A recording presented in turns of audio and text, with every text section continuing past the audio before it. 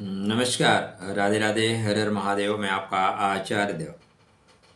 आज इस वीडियो में बात करेंगे धनु, लगन और धनु राशि के जातकों के लिए मासिक राशि फल। माह 2024 का अंतिम माह, अंत भला तो सब भला। आपके साथ चरितार्थ होगा क्या? कैसा रहेगा? स्वास्थ्य कैसा रहेगा? कहाँ से आपको सहूलियत मिलेगी? कहाँ से परेशानी आपकी खत्म हो रही हैं? कहाँ से अधिक मात्रा में लाभ ले सकते हैं आप? चर्चा आरंभ करें मित्र, उससे पहले विनम्र अनुरोध, अभी तक आपने चैनल को सब्सक्राइब नहीं किया है, कृपया कर लीजिए। काया राखे धर्म है शरीर माध्यम, खल धर्म साधनम। सेहत से आप दो दो हाथ कर रहे हैं। देखिए, आपके गुरु महाराज छठवें घर में गोचर कर रहे हैं, और छठवें घर में जब तक गुरु रहेंगे ना, सेहत संबंधी परेशानी अवश्य रहेगी।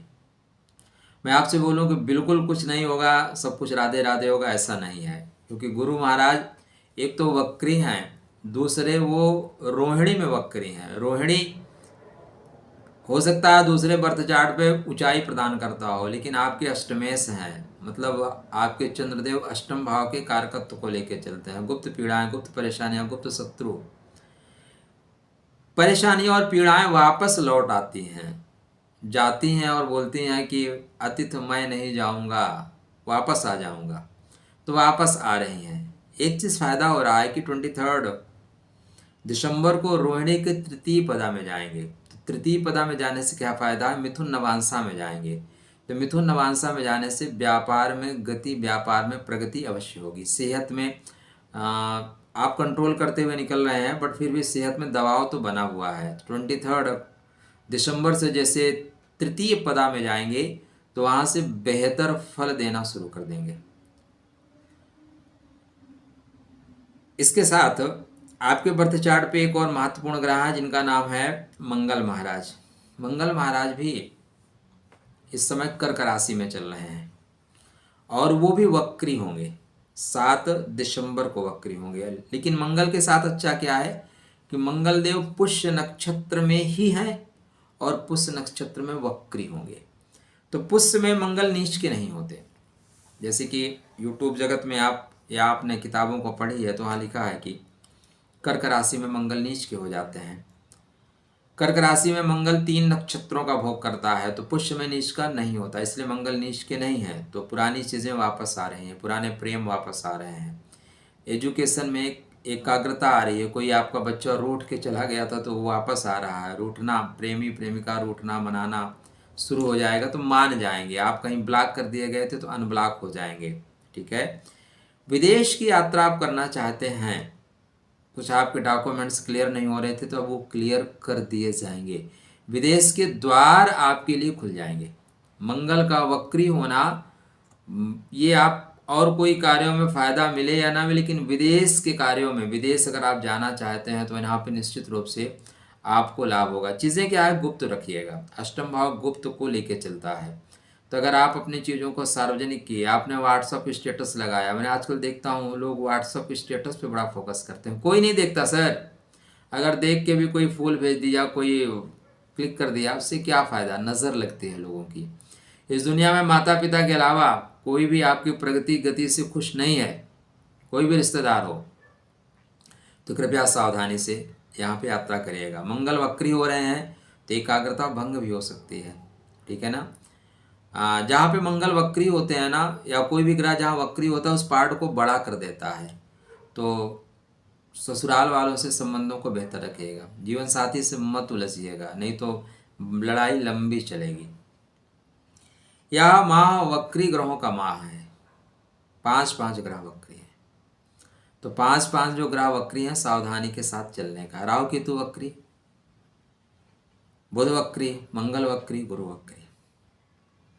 बुध का जो वक्रत्व है वो वृश्चिक राशि में हो रहा है, विदेश में हो रहा है। कर्मा का स्वामी विदेश में, व्यापार का स्वामी विदेश में, विदेश का स्वामी विपरीत राजयोग बना के अष्टम भाव में।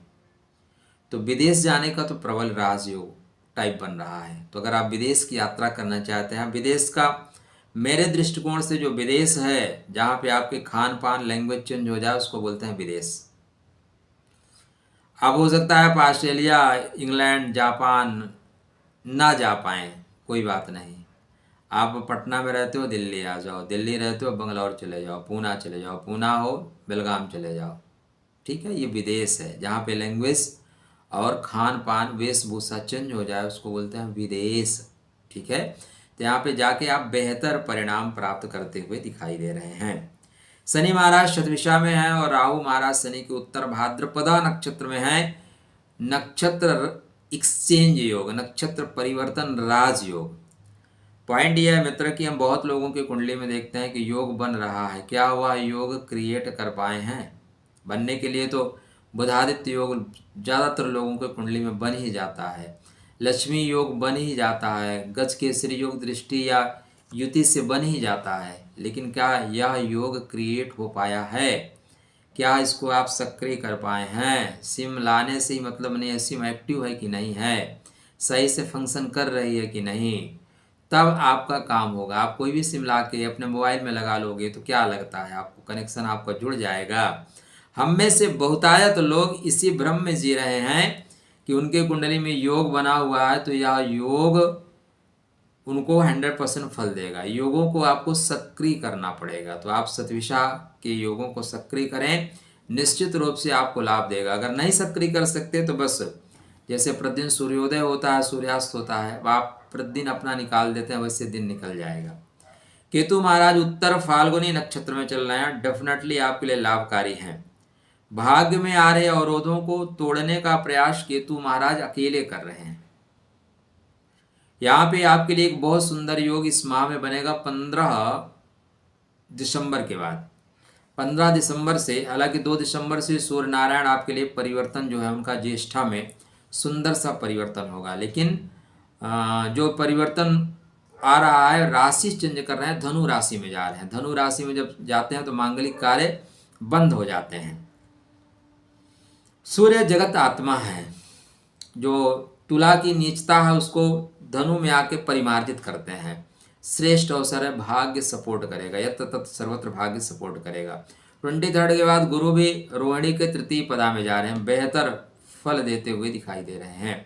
तो चीज़ें आपके लिए बेहतर ही होती दिखाई दे रही हैं, बेहतर करते हुए जाएंगे।